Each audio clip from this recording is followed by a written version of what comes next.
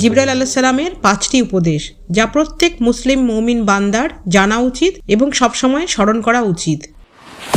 হাদিসে বর্ণিত আছে যে ফেরেশতা জিবরাইল আলাইহিস সালাম নবী মুহাম্মদ সাল্লাল্লাহু আলাইহি ওয়াসাল্লামের কাছে এসে 5টি উপদেশ দিয়েছিলেন।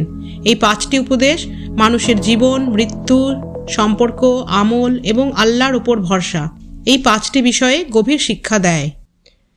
যেমন ইচ্ছা জীবন যাপন করো, কিন্তু মনে রেখো একদিন মরতে হবেই। দুনিয়া স্থায়ী নয়, মৃত্যু ও আখেরাতের জন্য প্রস্তুতি নিতে হবে। যাকে ইচ্ছা ভালোবাসো, কিন্তু মনে রেখো একদিন তাকে ছেড়ে যেতে হবে। সব সম্পর্ক অস্থায়ী, চিরস্থায়ী শুধু আল্লাহর সাথে সম্পর্ক। যেমন ইচ্ছা কাজ করো, কিন্তু মনে রেখো তার প্রতিদান তুমি অবশ্যই পাবে। প্রতিটি আমলের হিসাব হবে, লুকানো কিছুই থাকবে না। মুমিনের সম্মান রয়েছে তার রাতের ইবাদতে। তাহাজ্জুদ, রাতের নামাজ, নিঃশব্দ সিজদা, এগুলোই আসল মর্যাদা। মুমিনের ইজ্জত হলো মানুষের মুখাপেক্ষী না হয়ে আল্লাহর উপর ভরসা করা। মানুষের কাছে নয়, প্রয়োজনে শুধু আল্লাহর কাছেই সাহায্য চাইতে হবে, তিনিই যথেষ্ট।